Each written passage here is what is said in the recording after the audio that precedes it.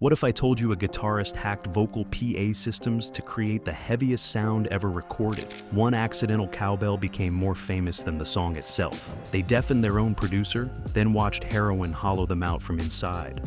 A wife shot her husband in their apartment. Decades later, a one-legged man in a wheelchair still refused to stop playing that riff. The loudest band in rock didn't crash, they burned out. This is the rise and fall of Mountain. The late 1960s didn't just change, it detonated. In the clubs of Long Island and Queens, this transformation had a name: Leslie West. Born Leslie Weinstein in 1945, West grew up in Forest Hills with a guitar in his hands and something to prove. He'd cut his teeth with the Vagrants, a blue-eyed soul outfit that specialized in high-energy R&B covers. They were formidable live, the kind of band that could shake a room. But their recorded output struggled to find traction nationally.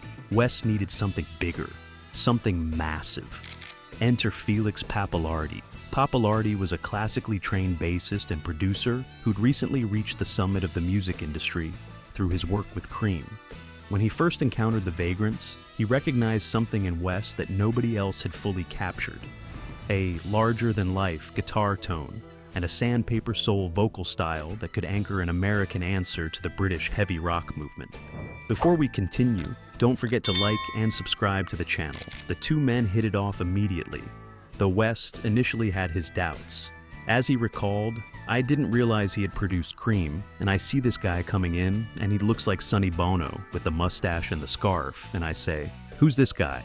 But we hit it off." The creative partnership was formalized during sessions for West's 1969 solo album, titled Mountain.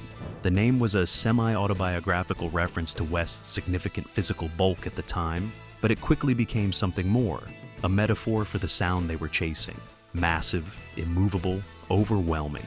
Pappalardi took over bass duties and production, bringing in keyboardist Steve Knight and drummer N.D. Smart to complete the lineup.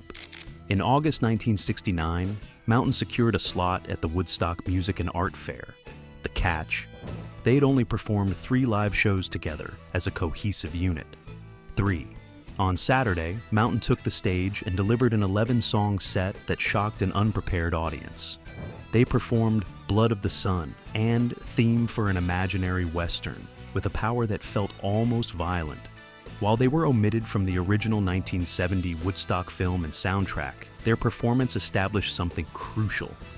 Mountain was a force of nature, but the real secret to their sound, the thing that would define everything they built, came from an unlikely source. West had been using Marshall amps like most guitarists of the era, but during this period, he discovered Sun amplification, specifically the Sun Coliseum PA heads. These weren't guitar amps at all. They were designed for vocal reinforcement, for public address systems. But when West plugged his Gibson into one and turned it up, something magical happened. "I had been using Marshall amps," West explained, "but instead I got a Sun, and it wasn't even a guitar amp. That fat, sustaining distortion would become the blueprint for early heavy metal and stoner rock. It was the sound of repurposed technology creating something that had never existed before. It proved that rock and roll wasn't about following the rules. It was about breaking them and seeing what happened." From the local clubs of Queens to the stage at Woodstock, performing their 4th ever gig to 500,000 people, Mountain had arrived. They were the American counterpart to Cream, louder and heavier than anything the British blues rock explosion had produced. The dream was real. The weight was building. In March 1970, Mountain released their first official group album, Climbing, and everything changed. The key addition was Canadian drummer Corky Laing, whose aggressive driving style provided the necessary propulsion for West's increasingly heavy riffs. Laing replaced N.D. Smart and immediately solidified what would become the classic Mountain lineup. The album's lead track would become their signature anthem, but its creation was wrapped in mythology and studio friction. The origins of Mississippi Queen are debated among band members to this day. Some accounts suggest it was born during a concert blackout, with Laing improvising the rhythm to keep the crowd engaged. Others claim it was written in the studio with session guitarist David Rea. West later dismissed the romanticized version of the story with characteristic bluntness. There's this story on Wikipedia that we did all these takes. What a load of crap. The cowbell was always in there. Felix said, "Count the song off." However it happened, the result was immediate and devastating. Mississippi Queen hit the airwaves like a thunderclap. Author Scott Bernard described the riff as sounding like a carnivore choking on dinner, a violent primal sound that grabbed listeners by the throat and refused to let go. The song peaked at number 21 on the Billboard Hot 100. While it never cracked the top 20, its cultural saturation was near total for the young audience of 1970. This was the ultimate volume knob test, the song you played to see how loud your car speakers could actually go. The sheer thump of the rhythm section, combined with West's overdriven Gibson, was a sensory trigger that signaled the transition from the peace and love 60s to the harder, more industrial 70s. The lyrical content tapped into an American romanticism that set Mountain apart from their more esoteric contemporaries. Beyond the hit single, Climbing showcased the heavy and light dynamic that Pappalardi favored. Tracks like Theme for an Imaginary Western, a cover of a Jack Bruce solo song, revealed the band's melodic sensitivity. Pappalardi's soft, almost easy-listening vocal delivery provided a stark contrast to West's growl, creating an emotional range that elevated them beyond simple hard rock. The album reached number 17 on the Billboard 200, cementing Mountain's status as headliners and placing them at the forefront of the emerging hard rock genre. They were certified gold, and Mississippi Queen would remain a staple of classic rock radio for the next 50 years. That opening cowbell was sacred. It was the moment Mountain became the soundtrack for a generation. But success, as they were about to discover, comes with a weight that can crush you. By 1971, Mountain had achieved a reputation as one of the loudest bands on the planet. Their live shows weren't just musical performances, they were endurance tests of sonic pressure, utilizing massive stacks of Sun amplification. Leslie West's guitar was often compared to a freight train, and the sheer volume had begun to cause permanent damage. Felix Pappalardi was suffering from significant hearing loss. The very sound that had made them legends was destroying the man who'd helped create it. But the machine kept moving. In January 1971, Mountain released their second album, Nantucket Sleighride, and it represented both their creative peak and the first visible cracks in their foundation. The title track was a sprawling, nearly 6-minute epic based on a harrowing true story. It referenced Owen Coffin, a young seaman on the whaling ship Essex, who was sacrificed and eaten by his shipmates after the vessel was destroyed by a sperm whale. The term Nantucket Sleighride referred to the dangerous 20-mile-per-hour drag a whaleboat would experience after harpooning a whale, the boat being pulled helplessly across the ocean by a dying creature. West explained his vision for the band during this period. "I wanted us to be like a heavy rock orchestra band, so I made my guitar sound like a violin, a viola, and a cello. The ambition was staggering, to create something that combined the emotional depth of classical music with the raw power of rock and roll." The album was a commercial success, peaking at number 16 on the Billboard charts, their highest charting record. The title track's coda even became the theme music for Weekend World, a UK political television program, giving Mountain unexpected recognition across the Atlantic. But behind the wall of amplifiers and the platinum sales, something dark was forming. Leslie West began to feel marginalized by the increasing control exerted by Pappalardi and his wife, Gail Collins. Gail wrote the lyrics for the majority of the album and designed the artwork, and West was upset that her name was all over the cover, including a painting where she depicted herself standing in front of the mountain. Drummer Corky Lang later described himself as the Henry Kissinger of the group, constantly trying to mediate between West and Pappalardi as egos clashed and creative friction intensified. And beneath all of it, drugs were entering the picture.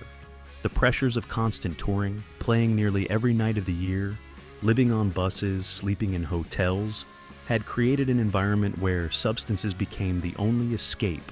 For the listeners of the era, the transition from the thunderous immediacy of Mississippi Queen to a song about cannibalism and maritime sacrifice was a shock to the system.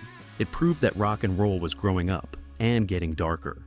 Mountain was at the peak of their power, But the weight of that power was becoming unbearable. The decline of Mountain wasn't a sudden explosion. It was a slow, agonizing process of exhaustion. By late 1971, during the recording of Flowers of Evil, the band was physically and emotionally spent. Felix Pappalardi, increasingly weary of the road and terrified by his failing hearing, wanted to retreat into the studio permanently.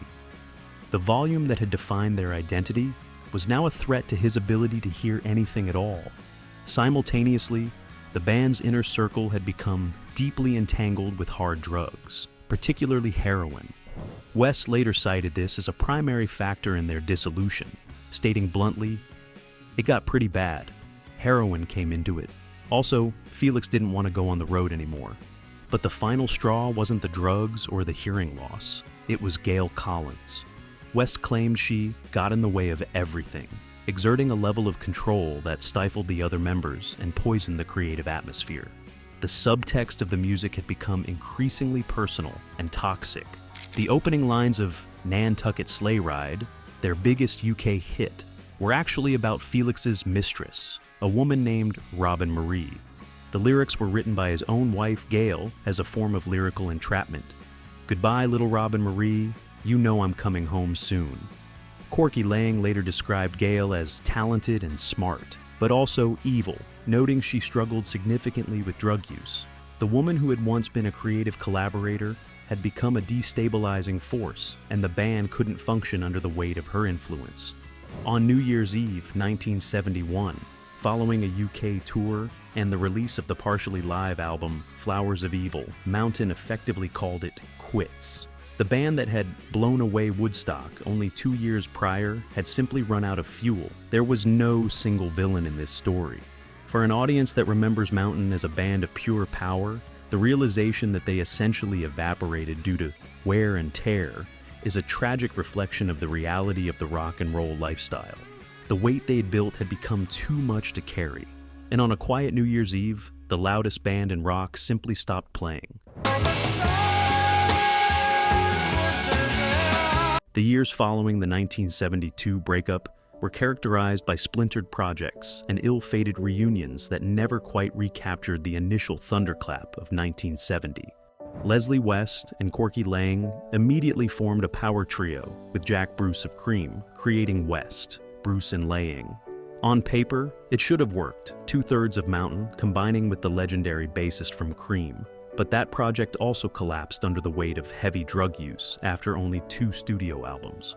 Mountain would reform in various incarnations, most notably in 1973 and 1981, but the industry had shifted. The band found itself relegated to the status of a legacy act rather than a contemporary force. The window had closed, and no amount of reunions could pry it back open. The most tragic chapter of the aftermath occurred on April 17, 1983, when Felix Pappalardi was shot and killed by his wife, Gail Collins, in their New York apartment. Collins claimed the shooting was an accident during a gun lesson, but the trial revealed a dark history of domestic volatility and drug abuse.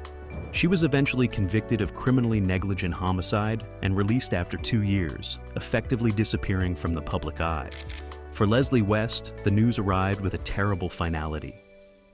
"I heard Felix had died a lot of times," he recalled, "but this time, I knew it was real. I called a certain precinct in New York. The loss of Pappalardi was the final death knell for the original Mountain vision." West spent the later years of his life struggling with health issues, most notably a 2011 leg amputation due to complications from diabetes. The guitarist who had once commanded stages at Woodstock and festivals across the world was suddenly confined to a wheelchair. But even then, he refused to quit.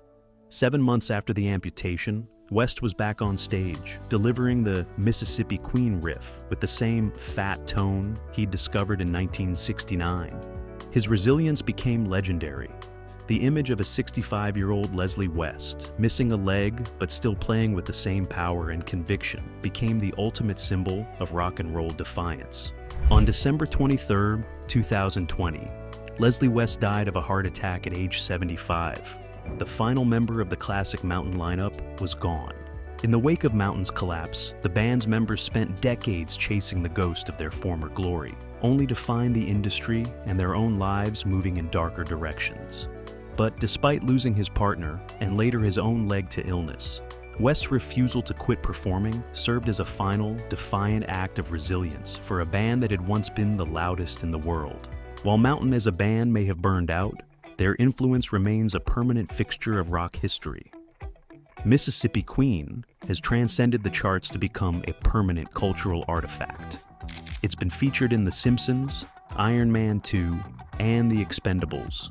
The song is widely considered one of the 50 heaviest riffs of all time, and remains the gold standard for the use of the cowbell in popular music. More importantly, Leslie West's influence on subsequent generations of guitarists is immeasurable. Eddie Van Halen once said, "Leslie West has this incredible tone. There is nobody else, I'm telling you right now, that comes close to what he knows on the guitar." Slash and Zakk Wylde have both cited West as a primary influence, crediting his tone and phrasing as foundational to their own approaches. Mountain's role as a forerunner to heavy metal and stoner rock is now firmly established in the musicological record. They were the bridge between the psychedelic blues of the 60s and the high-decibel heavy metal of the 70s, proving that American rock could be just as heavy, if not heavier, than anything coming from Britain. When Leslie West died in 2020, tributes poured in from across the rock world. The overwhelming sentiment was clear. West had left a mark that would never fade. In the final assessment, Mountain's story is not one of a catastrophic fall, but of a brief, brilliant flame that left a lasting mark on the world. They were a band of weight and ambition that proved even a short run can leave an immortal legacy. Mountain remains the embodiment of an era when rock still felt dangerous, physical, and as massive as its name. The next time you hear that cowbell on the radio, you aren't just hearing a hit from 1970. You're hearing the heartbeat of a band that burned itself out to give us something immortal. Mountain proved that the loudest engines burn the hottest, and the hottest fires consume everything. They sold millions, conquered stages, and became the soundtrack to American freedom. But the road that made them legends also broke them, claimed their hearing, their health, their brotherhood. Yet Leslie West's final defiance reminds us that some spirits refuse to quit. The boogie may have cost them everything, but it gave us something eternal. What's your Mountain memory? Drop it in the comments below, and don't forget to like and subscribe for more untold stories of rock's greatest triumphs and tragedies.